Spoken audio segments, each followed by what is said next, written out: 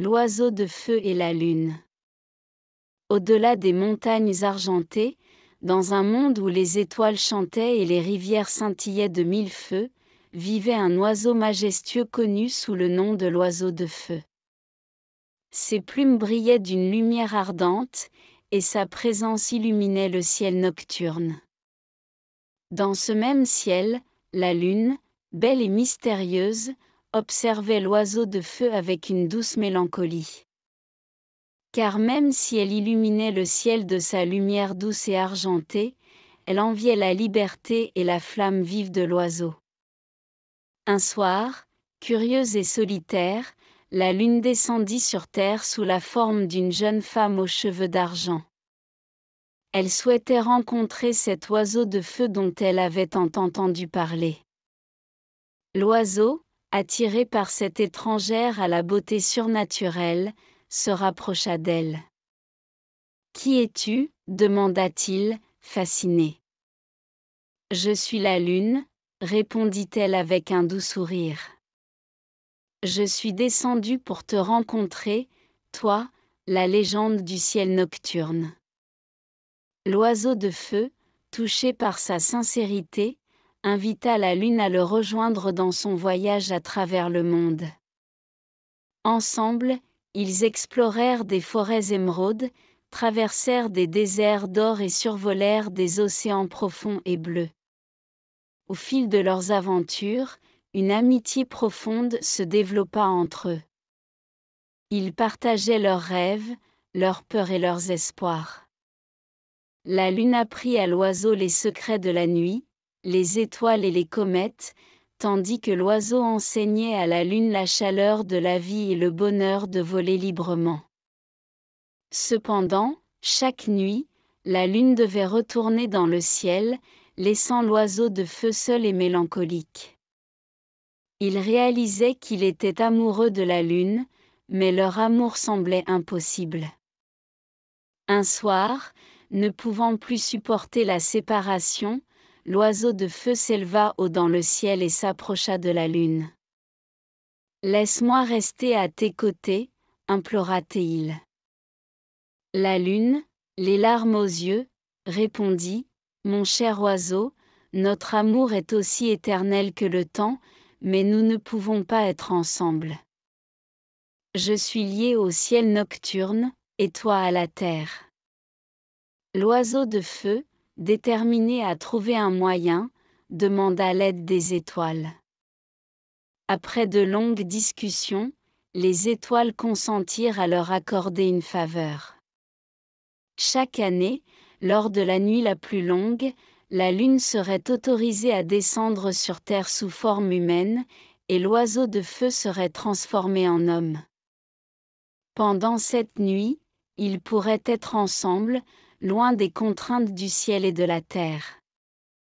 Et c'est ainsi que chaque année, lors de la nuit la plus magique, l'oiseau de feu et la lune se retrouvaient. Leur amour, bien que limité dans le temps, était intemporel et éternel. Et même si le jour se levait et les séparait à nouveau, leur amour brillait plus fort que les étoiles, un rappel que l'amour véritable surmonte tous les obstacles. Les voyageurs de l'aurore.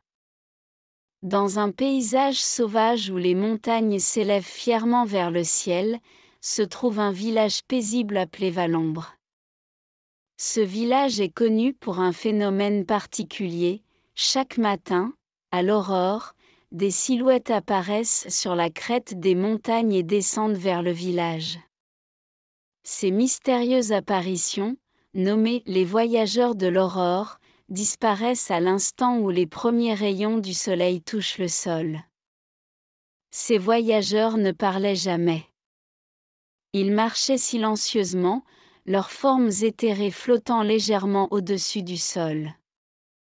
Les villageois de Valombre les regardaient avec respect et admiration, car ils croyaient que ces voyageurs étaient des esprits bienveillants, venus les bénir de leur présence. Léa, une jeune fille curieuse du village, était fascinée par ces voyageurs. Elle se demandait d'où ils venaient et quelles histoires ils pourraient raconter. Un jour, elle décida de les suivre discrètement pour découvrir leurs secrets. Se levant avant l'aube, elle se cacha près de l'endroit où les voyageurs apparaissaient chaque matin. Quand ils commencèrent à marcher, Léa les suivit à distance.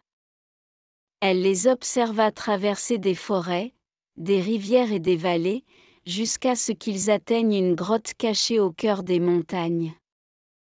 À l'intérieur de la grotte, un spectacle merveilleux s'offrit à elle. Les voyageurs se rassemblaient autour d'un cristal luminescent, qui projetait des images du passé, du présent et du futur.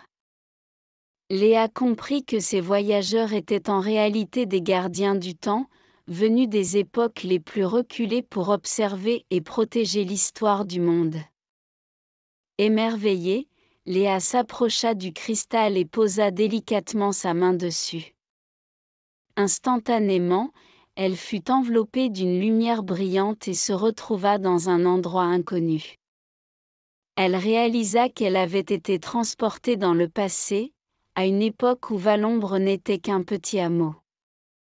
Là, elle rencontra une version plus jeune de sa propre grand-mère, qui lui raconta les légendes et les traditions du village. Léa écouta avec attention, réalisant l'importance de préserver ces histoires pour les générations futures. Après avoir passé un moment inestimable dans le passé, Léa fut ramenée à la grotte par le pouvoir du cristal. Les voyageurs l'entourèrent, sans prononcer un mot, lui firent comprendre qu'elle avait reçu un don précieux, la capacité de voyager dans le temps. De retour à Valombre, Léa décida de consacrer sa vie à la préservation des histoires et des traditions de son village.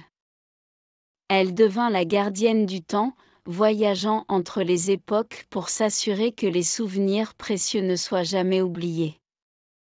Les années passèrent, et la légende de Léa se propagea. Chaque matin, à l'aurore, elle rejoignait les voyageurs sur la crête des montagnes, marchant à leur côté en tant que protectrice de l'histoire de Valombre. Et ainsi, à travers les âges, Léa et les voyageurs de l'aurore continuèrent leur mission, veillant à ce que les histoires du passé restent vivantes, éclairant le chemin des générations futures.